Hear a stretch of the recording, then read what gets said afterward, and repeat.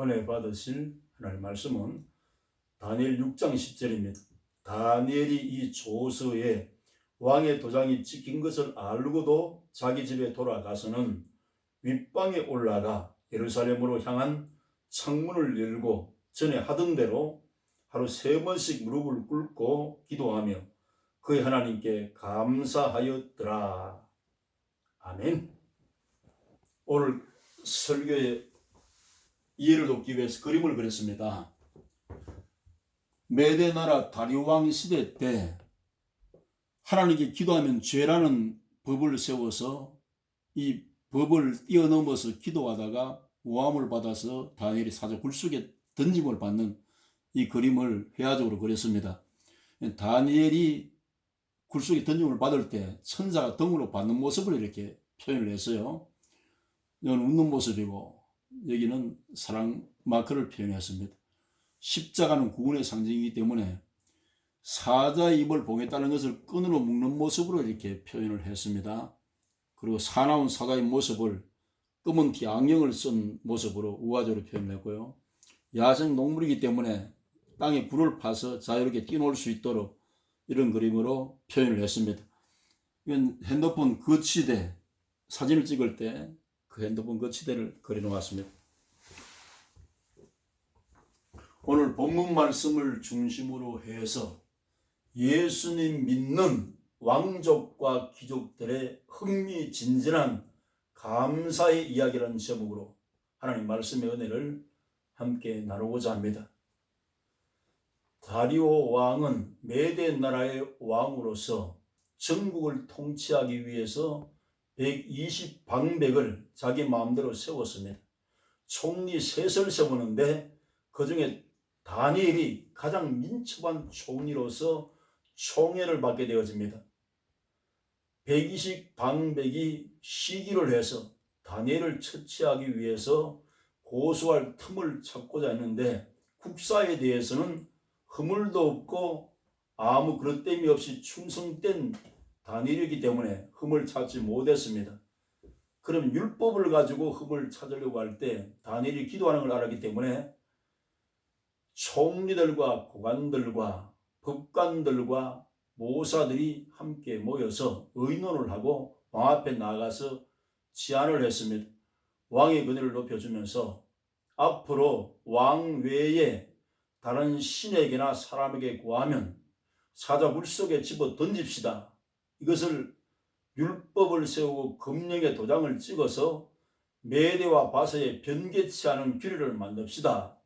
이렇게 권유를 했는데 왕이 도장을 찍었습니다.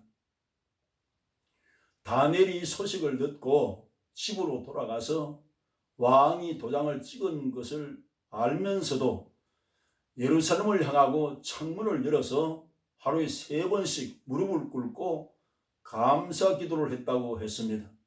이 모습을 참수한 사람들이 보고 왕 앞에 나아가서 다니엘이 포로로 잡혀온 다니엘이 왕의 금령을 어기고 다른 신 하나님께 기도합니다.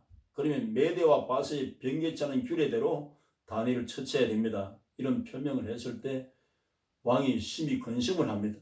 자기 오른팔과 같은 다니엘이 죽임을 당하는 것이 얼마나 슬픔을 가져오는 일입니까? 그래서 애를 쓰면서 해가 질 때까지 다니엘을 구원하려고 노력한 모습을 볼 수가 있습니다. 그러나 왕의 명령을 어길 수도 없고 금령을 바꿀 수 없기 때문에 끝내는 사자 굴속에 던짐을 받게 되어집니다. 그때 왕이 하는 말이 항상 너의 섬기는 하나님이 너를 구원하시리라 이렇게 말씀을 하고 왕궁으로 돌아와서 침수를 패하고 기약을 거쳤다 했습니다. 잠이 오지 않습니다. 새벽 일찍 일어나서 사자굴 곁으로 가서 사시는 하나님의 종 다니엘아 너를 사자굴 속에서 하나님께서 구원하셨느냐 왕이여 만세수를 하옵소서. 하나님께서 천사를 보내서 사자의 입을 봉하였나이다. 왕이 기뻐서 다니엘을 사자굴에서 끌어올리게 하고 다니엘을 참수했던 사람들과 처자까지 모두 수령과 관원들과 120방백의 처자를 다 사자 굴속에 집어던지니 사자가 물어서 땅에 닿기까지 다 뼈까지 부쉈더라는 말씀이 있습니다. 다리오 왕 시대 때 120 방백을 멸종하는 이러한 일이 성경에 기록되어 있습니다. 한 사람이 제대로 감사하는 신앙을 통해서 역사를 바꾸고 구분을 바꾸는 이런 일이 실제 사건으로 일어난 실화입니다. 그래서 다니엘의 하나님을 두려워 떨게 하기 위해서 왕이 조서를 내렸습니다. 온 땅에 내 가나라에 있는 모든 나라와 방언하는 자들에게 조서를 내리는데, 다니엘을 하나님께서 구원하신 그 하나님은 살아계신 하나님이요, 다니엘의 하나님을 두려워 떨지어다. 그리고 그 나라와 건세는 무궁할 것이며 하늘에서나 땅에서나 이적과 기사를 베푸신 하나님이라고 조서를 내려서 많은 사람들이 알 수 있도록 그렇게 하나님은 역사하시게 되었습니다. 오늘 본문에도 보면 다니엘이 무엇이 감사해서 이렇게 감사할 수 있었던가 우리가 이해하기가 쉽지가 않습니다. 그러나 이 성경을 통해서 볼 때 다니엘은 선지자이고 수준 높은 감사를 한 것은 참으로 놀라운 일이고 성숙한 감사를 할 수 있는데, 다니엘은 과거에 대한 감사가 있었는데 지혜 주신 하나님의 은혜를 감사하게 되었습니다. 다니엘서 5장에도 보면 벨사살 왕이 귀인 1000명을 모아놓고 큰 잔치를 벌였는데, 아버님이 느부갓네살 왕인데 바벨론으로 포로로 잡혀올 때 성전에서 탈취한 물건 가운데 금은으로 만든 그릇이 있었습니다. 그 그릇을 잘못 사용을 해서 바벨론 나라가 붕괴되는 이런 일들이 성경에 기록되어 있습니다. 벨사살 왕은 건세와 능력과 부와 종기를 다 가지고 있었지만 하나님을 아는 지식이 없었어요. 지혜가 없었어요. 그리고 하나님을 사랑하는 경외하는 마음이 없었기 때문에 성전기구를 함부로 다루게 되었습니다. 거기 성전기구 금은 그릇에다가 손님을 잘 대접하는 마음을 했는지 모르지만은 거기다가 술을 부어서 만취하도록 먹었습니다. 그리고 금은 동철 우상에게 찬양을 하는데 갑자기 하늘에서 사람 손이 탁 나타나더니 왕궁 촛대 건너편에 석회벽에 글씨를 씁니다. 메네 메네 대겔 우바르시니라. 이 글씨를 쓸 때 왕이 정신이 혼미해지고 마음이 떨려오고 넓적다리가 녹아내리고 무릎 사이가 덜덜 떨리면서 이 글자를 해석할 사람을 찾습니다. 그래서 술객들과 점장님과 이런 바벨론의 사람들을 불러서 해석을 요구했지만 알 수가 없었습니다. 그때 한 사람이 거룩한 신들의 영이는 다니엘을 불러오면 해석이 가능할 것입니다. 다니엘이 해석을 합니다. 메네는 왕의 시대에 끝났다는 것이고, 대겔은 왕을 저울에 달아보니 근란이 부족하다는 것이고, 우바르신이라는 것은 베레스란 말인데 메대와 바사의 나라에 바벨을 넘어갔다는 뜻입니다. 이런 이야기를 하면서 해설을 해주었더니 금사슬을 목에 걸리고 자주색 옷을 입혀서 셋째 7위자로 등극을 하게 되었습니다. 이 모든 것도 하나님께 주신 은혜고 하나님께 주신 지혜로서 높은 자리에 앉게 되기 때문에 다니엘에게는 개인적인 이런 감사가 있습니다. 포로로 잡혀왔지만 가장 높은 자리에서 왕다음으로 높은 자리에서 이렇게 직무를 감당할 수 있게 된 것도 하나님의 감사한 일이고, 현실의 감사는 이제는 기도의 기능이 마비될 정도로 기도를 못하게 된 상황이 왔기 때문에 죽으면 죽으리라고 기도를 시작한 것입니다. 그러나 기도할 수 있는 공간 주신 감사, 또 하나님을 향해서 예루살렘 창을 향해서 기도할 수 있는 시간 주신 감사, 이런 감사를 드렸겠죠. 그리고 제사 드리지 못하는 괴로움이 있습니다.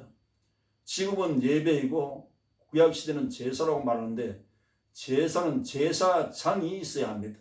양을 잡고 피를 쏟아서 제사가 시작되어지는데, 포로의 삶이라는 것은 제사 드리지 못하는 괴로움이 있어요. 오늘 예수님 믿는 사람도 기도하지 못하고 예배 드리지 못하는 괴로움이 있습니다.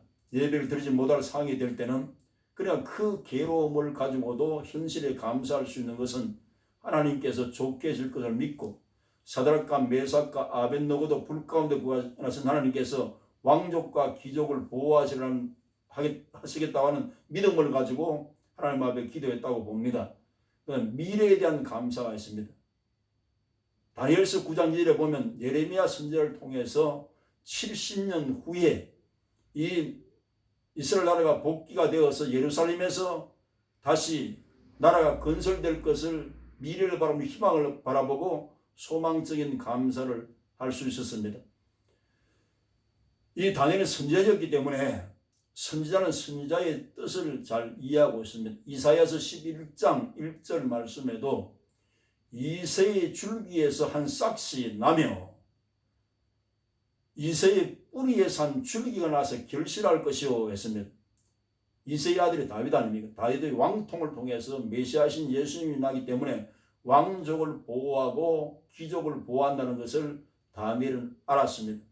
마태복음 1장 1절에도 아브라함과 다윗의 자손 예수 그리스도의 세계라고 말씀하셨고 1장 17절에도 아브라함부터 다윗까지 14대요. 다윗부터 바벨론의 포로로 잡혀올 때까지 14대요. 바벨론 포로에서 예수님 탄생까지 14대라는 것은 왕의 계열을 이어가도록 승리한다는 것을 다니엘은 알았기 때문에 미래를 바라보면서 감사할 수 있었다고 보는 것입니다. 그리고 하나님께서 이스라엘 민족을 보호하십니다. 에서드 시대에도 하만에게 마귀가 들어가서 온 민족을 멸하려 했지만 에서드를 통해서 민족이 구원을 받습니다. 이것은 하나님의 선택된 백성은 징계는 받을지라도 완전히 멸망을 받지 않습니다. 오늘 예수 믿는 사람도 마찬가지입니다. 예수님을 믿는 사람은 하나님의 자녀, 왕의 자녀이기 때문에 끝까지 영원무궁토록 보호하신다는 것을 믿음으로 우리가 받아들일 수가 있습니다. 하나님께서 이 다니엘을 통해서 우리에게 예수 그리스도의 예고편을 보여주신 것입니다. 예수님 시대에도 대제사장에게 시기가 들어가서 예수님을 하나님의 아들이라는 것을 가지고 제목을 만들어서 신성모독죄로 십자가에 죽게 되어집니다. 대제사장이 하나님의 아들 예수님께 이런 질문을 하잖아요. 네가 하나님의 아들이냐? 참 이 피조물 인간이 하나님께 이렇게 질문을 합니다. 네가 말하였느니라. 내가 하늘 보좌 위편에 있는 것과 하늘 구름을 타고 오는 것을 너희가 보려 했더니만 더 이상 증인이 요구될 필요가 없다는 겁니다. 신성모독죄라는 겁니다. 예수님은 하나님의 아들이라는 제목 때문에 죽게 되고 빌라도는 정치적인 질문을 했습니다. 네가 유대인의 왕이냐? 왕통으로 오신 왕이 맞습니다. 로마의 식민지로 있는 이스라엘 민족이지만 그 계열을 보면 왕의 혈통에서 예수님이 나신 것이 분명합니다.